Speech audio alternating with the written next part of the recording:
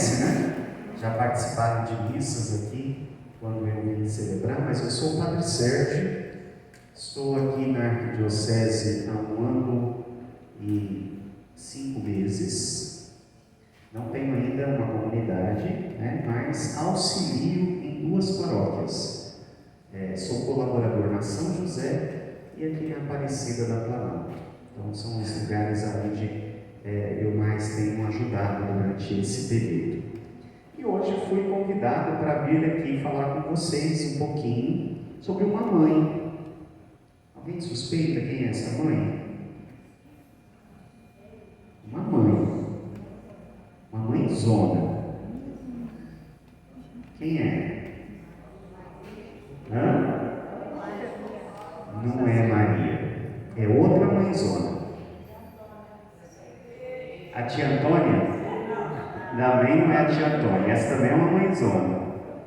Mas hoje eu vim falar com vocês um pouco sobre a mãe igreja. Uma mãezona que nos acolhe. Conhecem aquelas galinhas, né? Quando está cheia de pintinho, assim, que eles entram tudo embaixo dela ali, vão se acomodando e ela protege todos, principalmente em tempo de chuva, né? Eles ficam lá tudo embaixo dela, protegidos. A igreja é esta mãe que nos acolhe, nos abraça e nos protege. Só que a igreja, ela é santa e pecadora.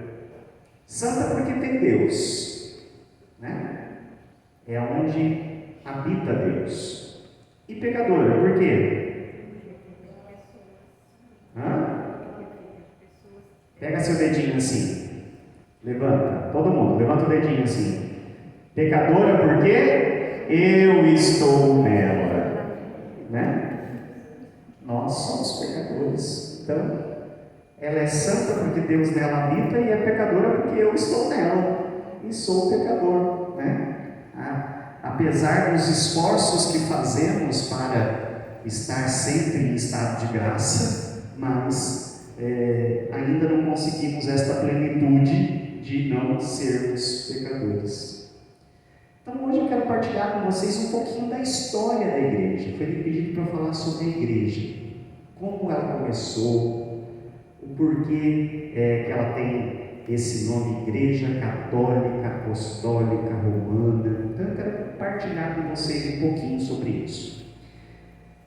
Uma pergunta para a gente começar: desde quando a igreja existe? Quem sabe dizer? Chuta. Desde quando ela existe?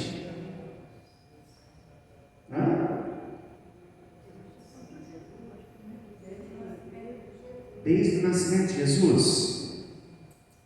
Quem mais?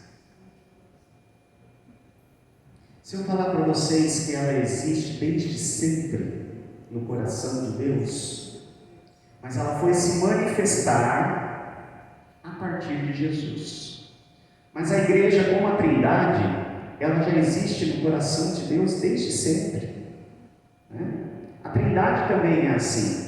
A Trindade ela existe desde o início de tudo, mas as pessoas foram aparecendo conforme a evolução da história da salvação, né? No Antigo Testamento a gente tem muito presente Deus Pai.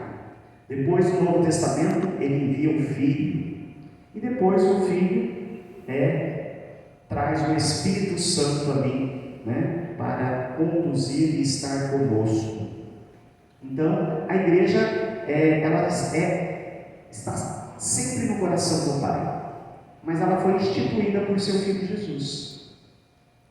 Então, a instituição internacional mais longeva, mais velha que existe na humanidade, se chama Igreja Católica Apostólica. É a instituição mais velha em atividade até hoje.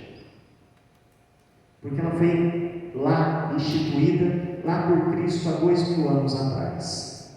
A partir de fontes como a Bíblia, a tradição, o magistério, o catecismo da igreja, sintetiza que a igreja é um projeto que nasceu no coração do Pai, prefigurada desde o início dos tempos preparada na antiga aliança com Israel e instituída por Cristo Jesus. Então ela está no coração do Pai desde sempre. O mundo foi criado em vista da igreja. Olha só que interessante, né? O mundo foi criado em vista da igreja, porque a igreja já estava no coração de Deus. No Novo Testamento, há outras passagens que ajudam a fundamentar a sua origem, como por exemplo a escolha dos 12 apóstolos e o envio que Jesus faz. Então aqui no Novo Testamento nós temos esta instituição da igreja. A partir de Jesus a igreja toma forma. E os apóstolos são aqueles primeiros, né? Enviados por Deus, por seu Filho Jesus, a dar os primeiros passos desta igreja. Outro momento fundante da igreja, que marca o início da igreja, é justamente a imagem do lado aberto de Jesus na cruz. Naquele momento ali, de onde jorra sangue e água, Santo Ambrósio afirma que é nesta hora que a igreja se institui. É nesta hora, assim como Eva foi formada do lado adormecido de Adão, a igreja nasceu do coração transpassado pela lança de Jesus, do lado aberto de Jesus. Olha que coisa bonita, né? A igreja nasce ali, do coração aberto de Jesus. A origem da igreja está no próprio mistério de Cristo e na sua missão. Então, nós vamos ver depois, né, que através do Pentecostes, com a vinda do Espírito Santo sobre os apóstolos, a igreja vai se manifestar publicamente. O Pentecostes é a data, assim vamos dizer, de inauguração da igreja. Ela já estava lá, pronta, mas a inauguração para que o público pudesse conhecer se dá em Pentecostes. A partir do Pentecostes, a vinda do Espírito Santo sobre os apóstolos, a igreja se manifesta publicamente diante da multidão, e começou ali então a pregação da Boa Nova, né? A pregação daquele mandato de Jesus, aquele mandato apostólico: ide por todo o mundo e anunciai o Evangelho a toda criatura. Então é no Pentecostes que esse mandato começa a ser cumprido.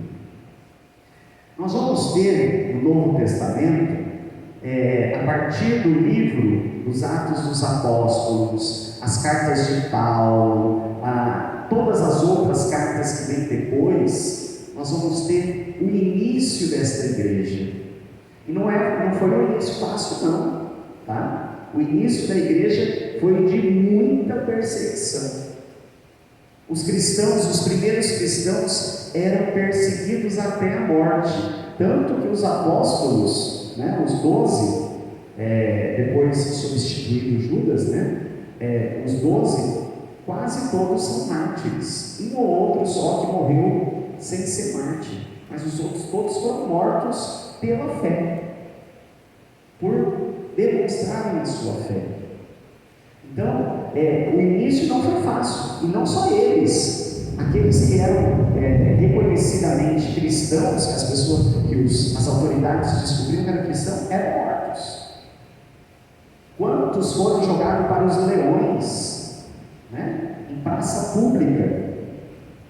Eles eram colocados para divertir o povo, e os leões os comiam na frente de todos. Cristãos, né, que lutavam para viver a sua fé. Então, apostólica, por que o nome apostólica? Por causa do testemunho dos apóstolos. A igreja está fundada a partir do testemunho dos apóstolos, transmitido aos seus sucessores em comunhão com Pedro, né, bispo de Roma, e ali começa então tudo através do testemunho dos apóstolos. Por isso ela é considerada apostólica. E nós hoje somos governados, né, a igreja é governada pelos sucessores dos apóstolos. O Papa é o bispo de Roma. Bispo é o sucessor dos apóstolos. O Papa representa o sucessor de Pedro.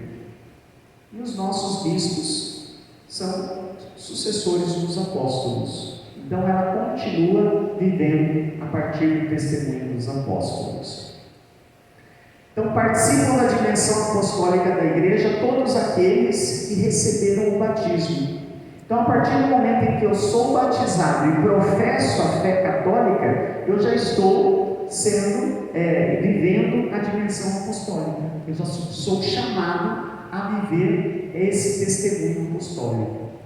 O direito canônico fala que é católico, apostólico romano, todos aqueles que vivem os sacramentos.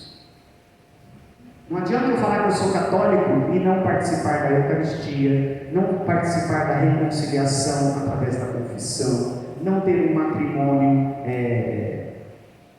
legítimo, né? A gente tem que viver os sacramentos para ser chamado de católico. Senão eu não estou vivendo aquilo que eu professo. É muito fácil dizer que é católico, né? Mas ser católico é muito diferente. Romana, católica, apostólica romana. Por que romana? Porque a sede está em Roma. Porque a sede está em Roma. É onde está o governo da nossa igreja. É onde está o Papa. É onde vem toda a comunhão. A nossa igreja ela é rica. A beleza da nossa igreja é justamente esta unidade que nos liga todos ao Papa. Nós estamos celebrando a novena de São José, né? São José, por exemplo, ele é considerado o patrono da igreja. Na onde? No mundo inteiro. Aonde a gente for, São José é o patrono da igreja, porque a nossa igreja é única no mundo inteiro. A liturgia que nós estamos celebrando no dia de hoje está sendo celebrada as mesmas leituras em todas as partes do mundo, porque ela é uma só. Esta é a grande riqueza e beleza da nossa igreja. Aonde você for, você vai estar vivendo a mesma liturgia. Claro, cada um na sua língua, mas é a mesma, né? No século II, em 313, um imperador chamado Constantino assinou um famoso edito chamado Edito de Milão, que deu aos cristãos a liberdade para viver e conviver no Império Romano, assim como outras religiões que já viviam. Então, somente 2 séculos depois, 300 anos depois, foi que os cristãos puderam viver a sua fé com liberdade. Até então, eles tinham que viver a sua fé escondidos. Eles celebravam escondidos. E um dos locais que eles se encontravam eram as catacumbas. Catacumbas eram buracos que eles faziam para sepultar os mortos. Colocar os mortos num único lugar começou com os cristãos. Na esperança da ressurreição, eles preservavam os corpos no mesmo lugar para esperar esta ressurreição. Eles ainda não tinham a consciência que a ressurreição era na vida eterna, né? Então, colocar todos no mesmo lugar começou com os cristãos. Antes, cada um colocava num lugar e não tinha mais contato com aquele lugar. Os cristãos começaram a colocar todos no mesmo lugar e criaram as catacumbas. As catacumbas eles escavavam, tem catacumbas de até 4 andares, né? Ainda existem elas lá em Roma, várias, algumas foram descobertas nas últimas décadas, aonde tem vários andares com as pessoas colocadas em buracos dentro. E nessas catacumbas, algumas delas tinham grandes salões, que era onde eles celebravam a Eucaristia, escondidos. Imagina, né? Para a gente chegar nessa liberdade que nós temos hoje, quanta gente não morreu, não sofreu, E nós muitas vezes não valorizamos esta liberdade que temos hoje. Então, esse edito de Milão, lá do imperador Constantino, deu esta liberdade. Se a igreja não tinha liberdade ao sol, por baixo nas catacumbas ela crescia. Ali, escondida, ela foi crescendo. E quando veio esse edito, que esse imperador assinou esse edito, falando que os cristãos podiam viver a sua fé, eles saíram debaixo da terra, já numa igreja formada, linda. E eles se assustaram com o tanto de cristãos que existiam, às escondidas. E muitas vezes, para se identificar, eles usavam símbolos. Um dos símbolos que eles usavam é o peixe, porque as iniciais da palavra peixe são as mesmas iniciais de Cristo. Então, quando colocavam o desenho do peixe, sabia que ali era uma família cristã. Tinham outros símbolos que eles também usavam. Como que vive a igreja hoje, no tempo e no espaço? A igreja, ela é uma só, com a sede em Roma. Depois, ela é dividida em dioceses, que são pequenas porções do povo de Deus. A cada diocese é confiado um bispo para governar aquele povo. E esse bispo, então, tem a administração daquele território que é confiado a ele. Ali, ele é o pastor. Ali o que o bispo fala é lei. E depois, as dioceses se dividem em paróquias.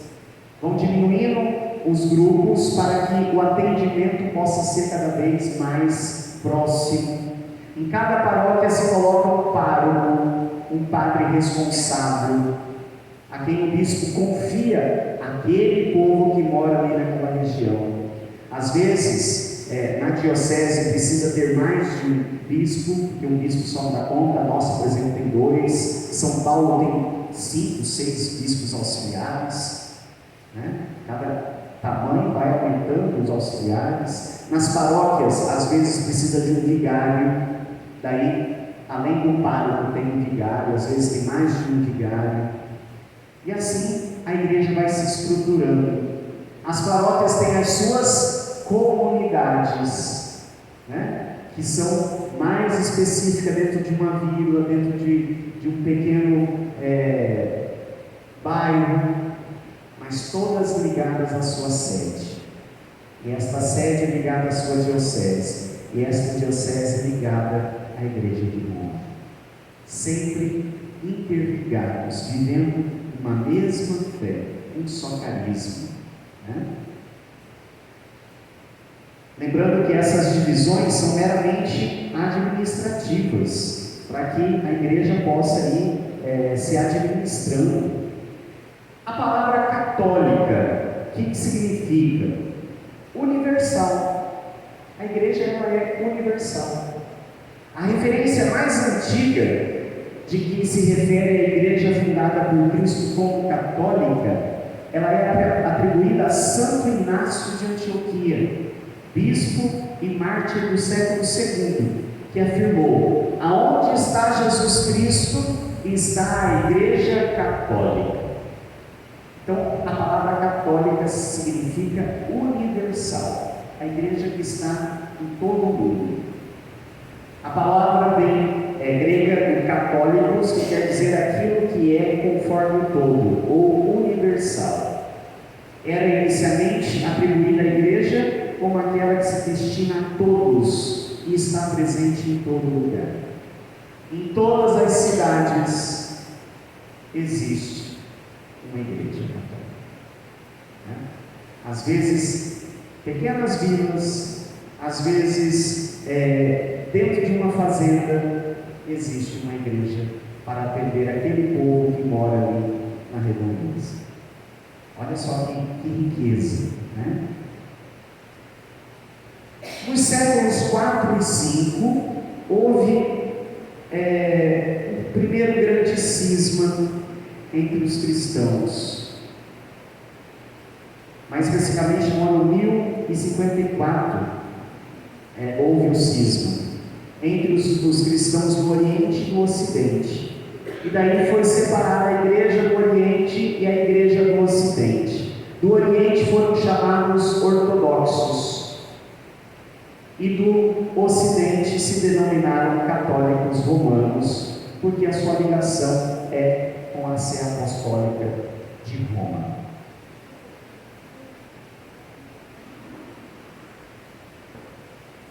Se pingar em mim, eu canto aquela música.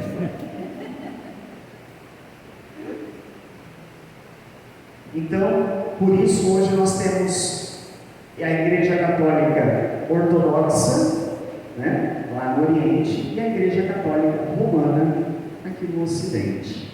Então, esta é a nossa igreja.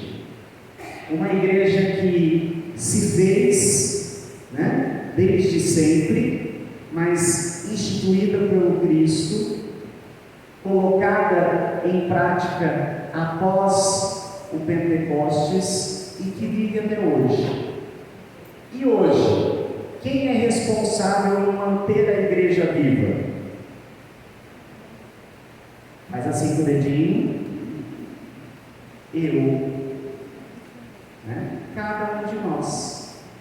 A responsabilidade de manter a igreja viva e cumprindo a sua missão é de cada um de nós que somos batizados. Cada um de nós, a partir do momento em que somos batizados, nós recebemos a missão de ser discípulos de Jesus e missionários. Levar Jesus, apresentar Jesus, falar de Jesus. Né? Então, hoje, a igreja precisa de cada um de nós, para que ela continue cumprindo a sua missão. Uma coisa importante da gente ver, né, é que as primeiras comunidades que estão relatadas nos livros, a partir dos Atos dos Apóstolos, nas cartas principalmente de Paulo, nós vamos ver uma igreja ali pequena, né, a qual o apóstolo vai falando através de cartas. Então eram poucas pessoas. E os primeiros cristãos, eles eram reconhecidos pelos outros, pelas outras pessoas, pela unidade. Eles eram um só coração. E as pessoas falavam assim: olha como eles se amam. Chamava a atenção, né, esta união entre eles.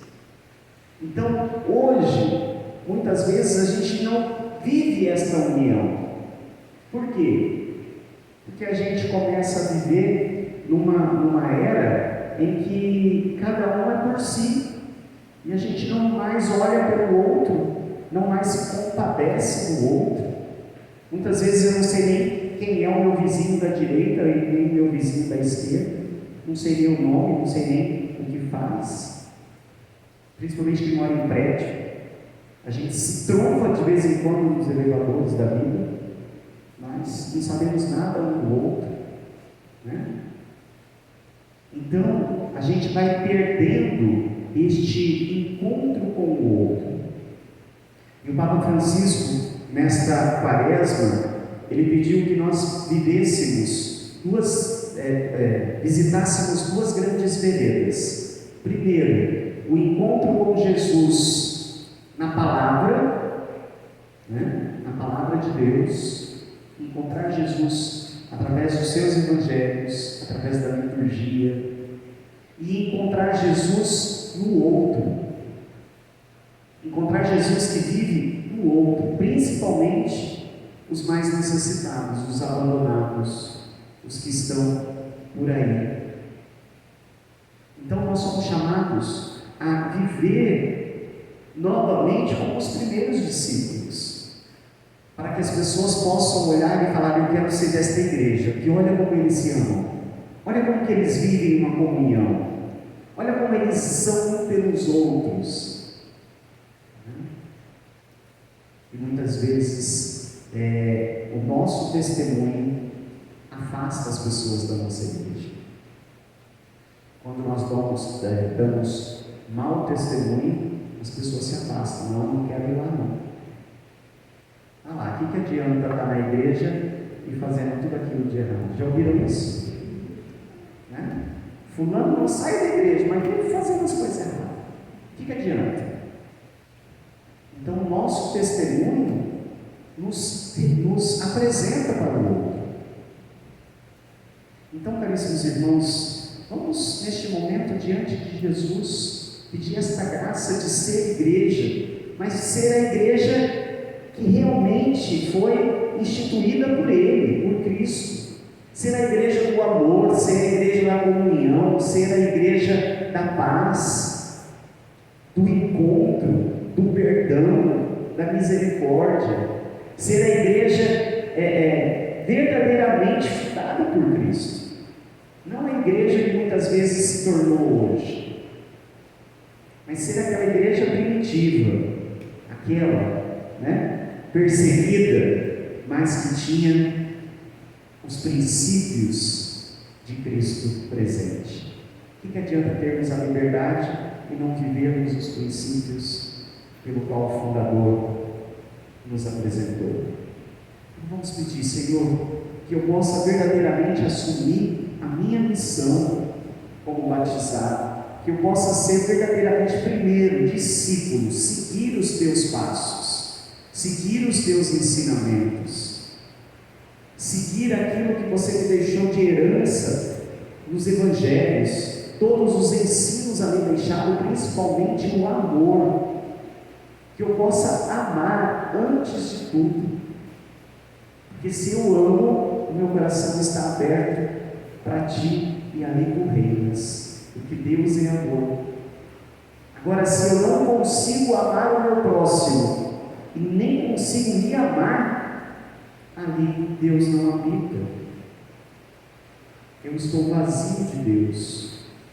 Então, Senhor, me dê a graça de poder ser teu discípulo, viver aquilo que você me ensina a cada evangelho, a cada leitura que eu faço, a cada leitura que eu escuto, que eu possa viver isso na minha vida, que eu possa testemunhar com a minha vida a alegria de ser teu discípulo. E me dê a graça, Senhor, de ser missionário, de poder te levar através do meu testemunho, através da minha vida. Às vezes eu não preciso saber muito para ser missionário. Eu não preciso ser doutor em Bíblia, eu não preciso ser doutor em teologia para levar Jesus. Mas eu vivendo de uma forma digna, correta, eu já estou mostrando Jesus. Eu já estou levando Jesus com o meu testemunho de vida. Então, Senhor, que eu possa te testemunhar com a minha vida, com as minhas ações, que eu possa ser como os primeiros discípulos, testemunha viva da tua presença. Obrigado, Senhor, por nos presentear com esta mãe que nos acolhe, esta mãe que nos alimenta, esta mãe que nos protege, esta mãe que nos traz o remédio para a salvação das nossas almas. Ensina-me a amar esta mãe, ensina-me a defender esta mãe contra todos os ataques, que eu possa cada vez mais me tornar este filho que ama a sua mãe igreja, que ama e defende a sua mãe igreja, mas que acima de tudo é igreja aonde quer que ela esteja. Muito obrigado, Senhor Jesus.